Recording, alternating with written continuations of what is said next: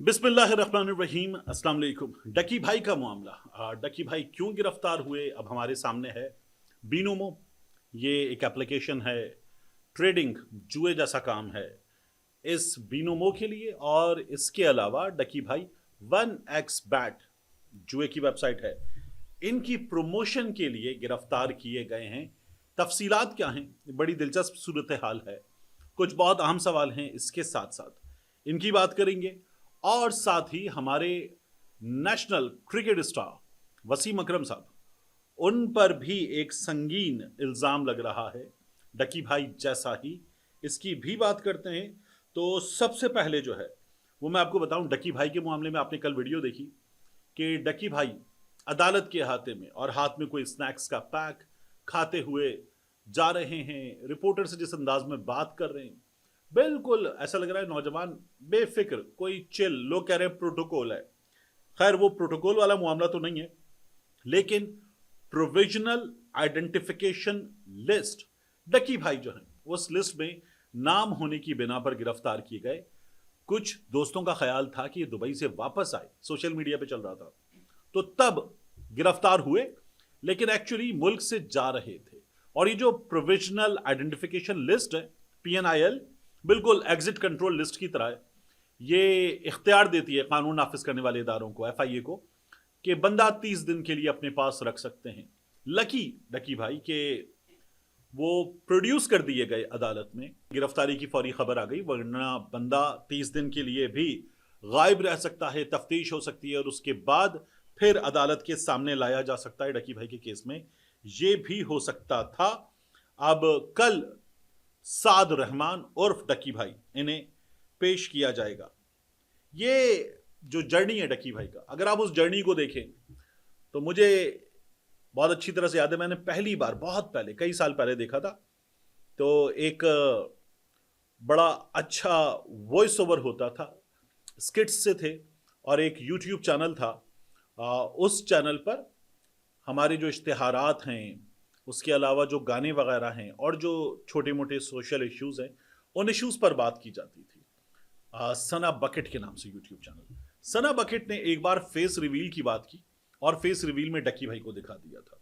डकी भाई ने एक अजीब सी बकवास की और अपने मुंह पर बर्फ और पानी गिरा लिया। आइस बकेट चैलेंज नहीं था, कुछ और था, लेकिन फिर उसके बाद वीडियो शुरू हो गई।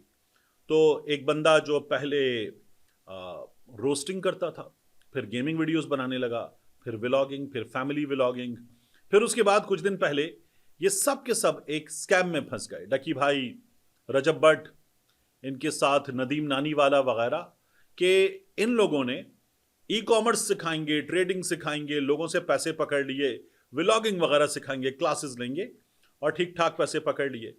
फिर एक नौजवान ने इन सबको बेनकाब करना शुरू किया। उस नौजवान पे बड़ी मुसीबतें आईं और फिर इन लोगों ने पैसे वापस किए लोगों को। रजब भट्ट के अपने इश्यूज हो गए, डकी भाई के अपने इश्यूज हो गए, नदीम नानीवाला के अपने इश्यूज हो गए। इन सबको हमने इश्यूज में फंसते हुए भी देखा।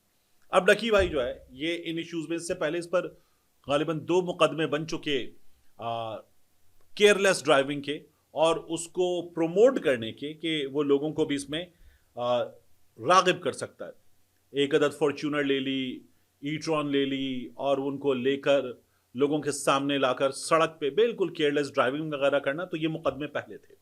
लेकिन अब डकी भाई जो है, national cyber crime NCCI, national cyber crime investigation agency, उन्होंने पेश किया और मजीद रिमांड मांगा। अदालत ने दरखास्त मंजूर की और तफ्तीशी से रिपोर्ट तलब कर ली है, जो कल अदालत को दी जाएगी। डकी भाई की जानिब से एडवोकेट पेश हुए जैन अली कुरैशी साहब।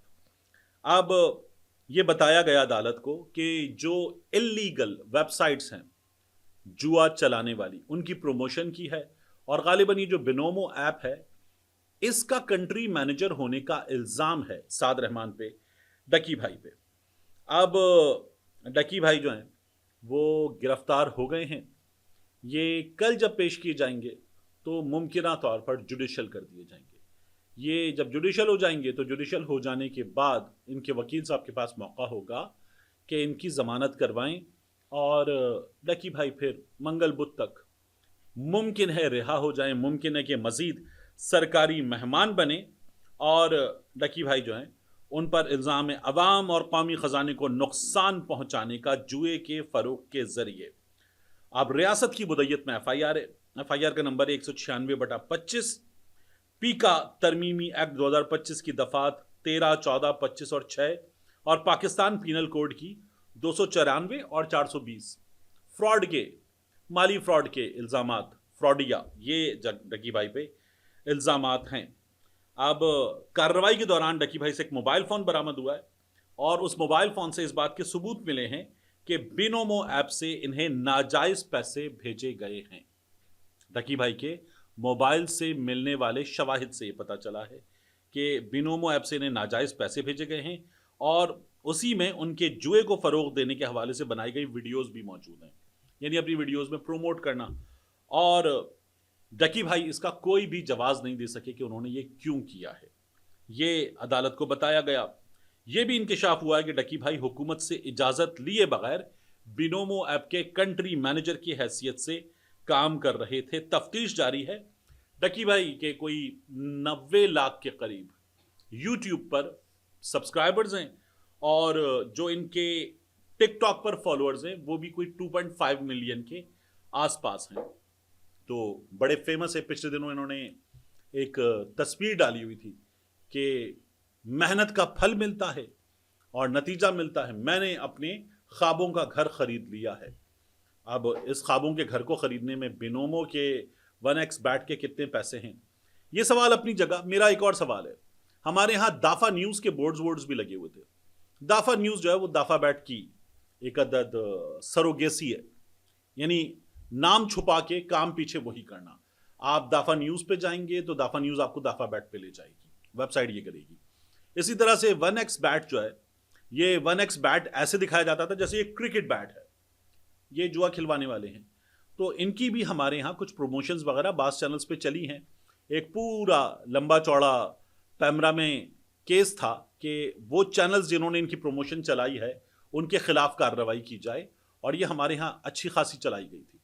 तो इस सिलसिले में भी तमाम तफसीलात मौजूद हैं। वसीम अकरम साहब का मामला यह है कि उनके खिलाफ दरख्वास्त आ गई है।